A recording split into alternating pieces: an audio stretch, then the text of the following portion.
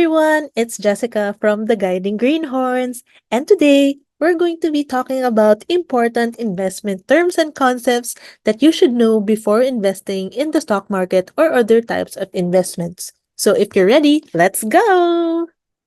Are you confused with all the investment jargon that you hear but don't understand? Well, you don't have to look any further because we're going to be clarifying some of these terms and definitions for you. We're going to turn your what into oh as we clarify some concepts. First, let's talk about active versus passive income. So, when we're talking about active income, that just means that you're exchanging your time, your labor, and your work for compensation. This means that you are active in earning that income. In terms of passive income, this means that you're not doing anything, but your money is earning money. This means that this money comes from dividends, interest income, real estate income, and other such sources of income that you don't need to work in order for you to earn. This is what investing is for you to earn passive income. So if you earn active income, you can invest some of that for you to earn passive income. Next, let's talk about direct and indirect investments. There are two ways for you to manage your investment portfolio. First is for you to do that individually. So you open an account in your own name, you're the one who picks out stocks, you're the one who chooses whether to cut loss or take profits. Everything is completely under your control. But of course, you're the one shouldering all the risks. And of course, it may be difficult to manage if you don't have that much time or that much expertise. This is why you can also invest in indirect investments. So, indirect investments means that there's a fund manager handling your account. This fund manager focuses on your investments day in and day out. He is the one who decides whether to cut loss or take profit, the portfolio or the basket of stocks that he's investing in, and whether or not he should invest in a certain percentage of stocks or bonds, depending on the market conditions. So if you don't have that much time or expertise and you just want to put money in the stock market, you can actually use indirect investments for them. We're going to be talking about these kinds of indirect investments later on. But first, let's talk more about the difference between stocks or bonds. Is there really a difference? Of course. So when a company needs money for buying machineries or expanding or other such investments that they need to make for company operations, they either generate money through stocks or bonds. By issuing shares of stocks, they can attract investors who are willing to invest in their company and be part of their profitability or growth through dividends. This means that this person holding the shares is part of the company already. So he is buying a portion of that company. He also takes part in the risks and rewards of that company. If something bad happens to that company, then this investor will also lose his investment. If something good happens to that company, like the company is very profitable, then he or she will also earn money. So this is very important because the success of the company is also your success, and the failure of that company is also your failure. So you have to be very careful in picking the company that you will invest in. On the other hand, bonds are issued by both corporations and the government. So bonds are basically debt, debt by the company or the government, and they owe it to you, the investor.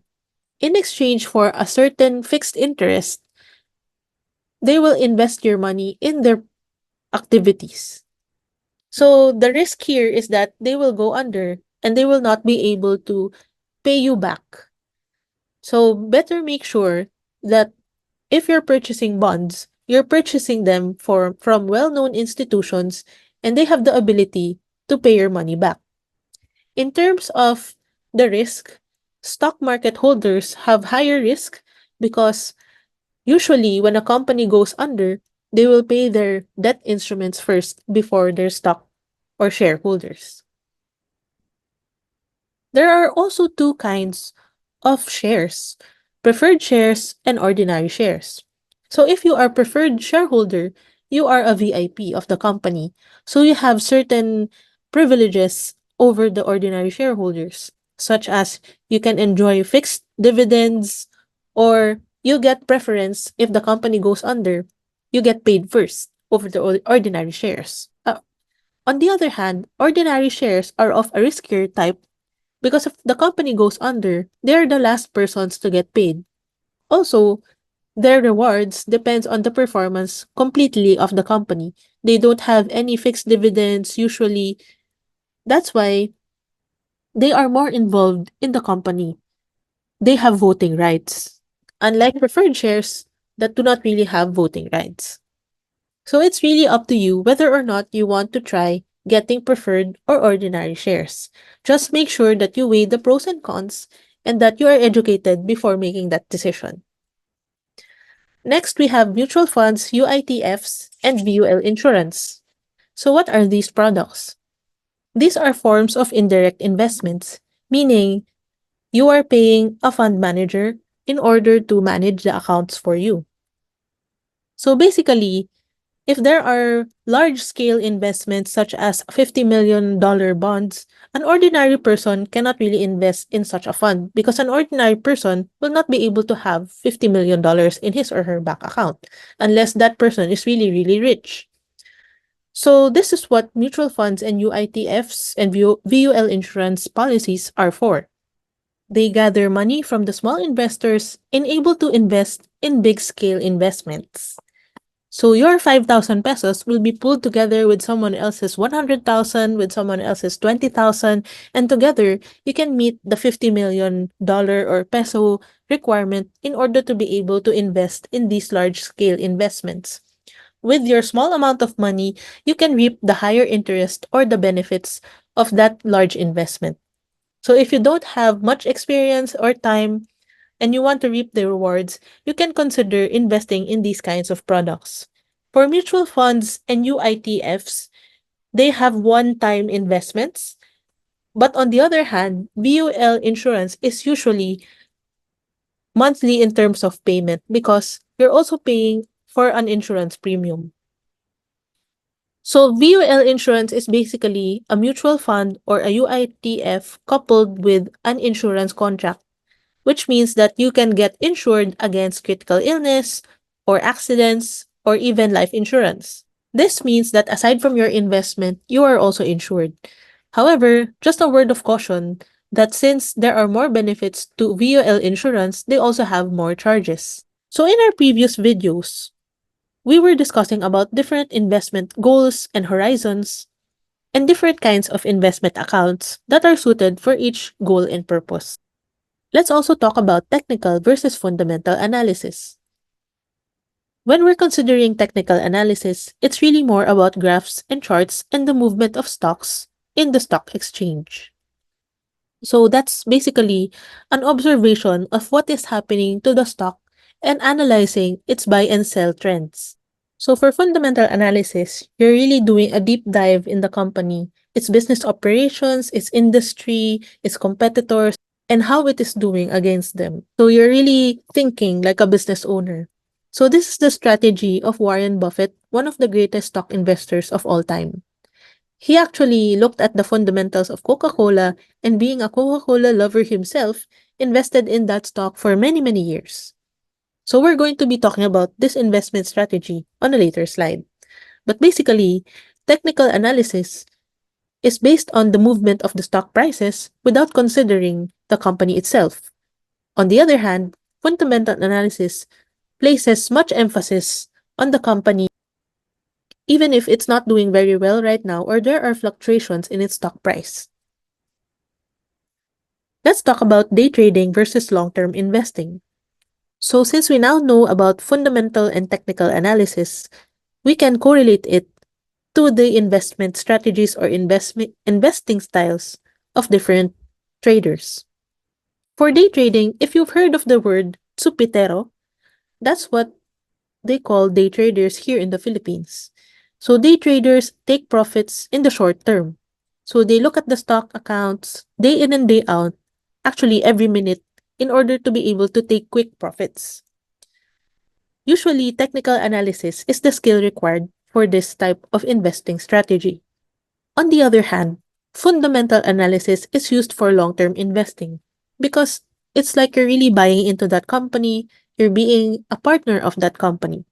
So you keep buying their stock in order to accumulate more and more shares because you believe in its ability to grow and give out dividends and profits and for your stock to appreciate in value over the long term. So that's the difference between day trading and long-term investing. It's basically the time horizon.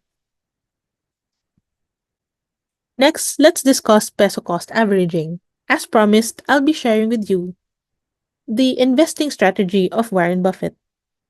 Of course, since he's investing in dollars, it's called dollar cost averaging in his country. But here in our country, it's called peso cost averaging. So how does this work?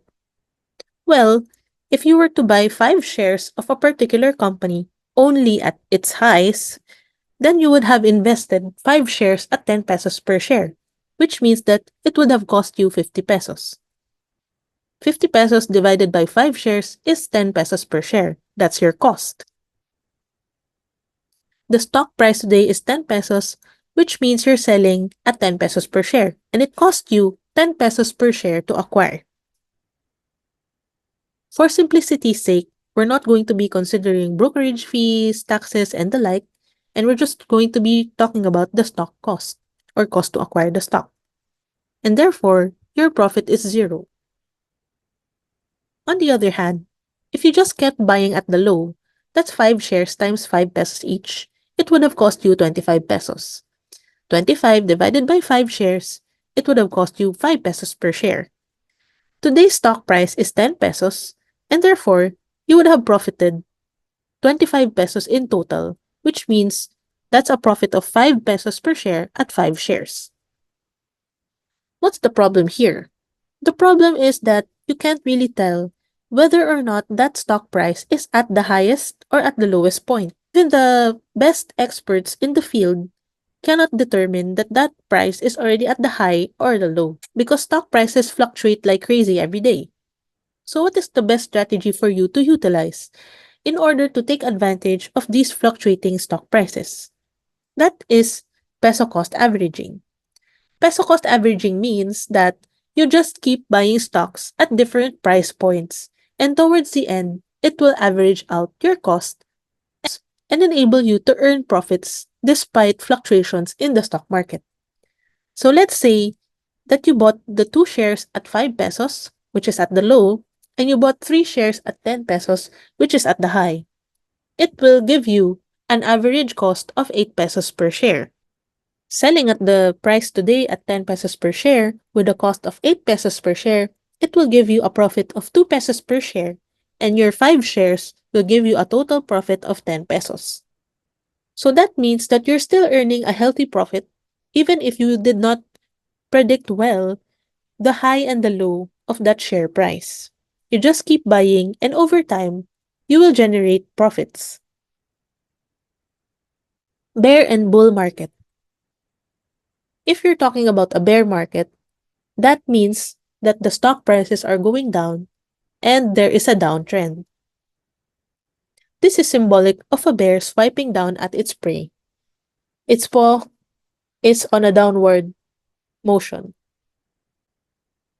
On the other hand, if it's a bull market, then the stock prices are very attractive. It is best to take profits at this time. Now, let's talk about dividends. There are actually many kinds of dividends, but we're only going to be talking about 2 kinds of dividends today: share dividends and cash dividends. For share dividends, that means the company is giving you additional shares in proportion to the shares that you already own.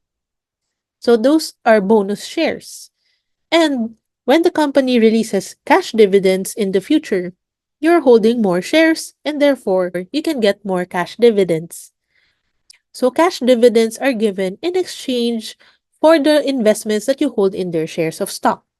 So you can get a particular amount of dividends per share, and you multiply it by the number of shares that you have. That is the total extra additional income that you can get from your investment. Next, let's talk about index funds. When you talk about index funds, it's actually a basket of stocks that are already diversified. And it's a representative of the performance of the stock market already. So this is also where the stock index of the PSE comes from this particular basket of stocks. So when you invest in an index fund, it's already diversified. The manager has picked out the stocks for you, and you don't really have to do much. A good beginner account to have. Lastly, let's talk about rates.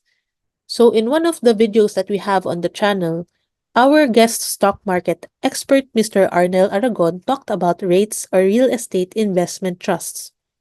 So these are stocks also that are available in the PSE, but they are primarily invested in real estate projects. Usually, developers and mall operators are the ones who issue rates. By law, these companies are required to pay out dividends regularly. So even if the stock prices do not appreciate much, they are constantly giving out dividends. So this is also a good starting point for beginners because it's a relatively safe investment that is backed by real estate. But of course, before investing in anything, find out your investment horizon and risk appetite and know as much as you can about these investments before you dive in. So that's it for our terms and concepts for today. And if you have any more questions or if you're confused with any other stock market term or need clarifications with anything, feel free to comment down below and we'll get back to you as soon as possible. So thank you so much for learning with me and good luck with your stock investing journey.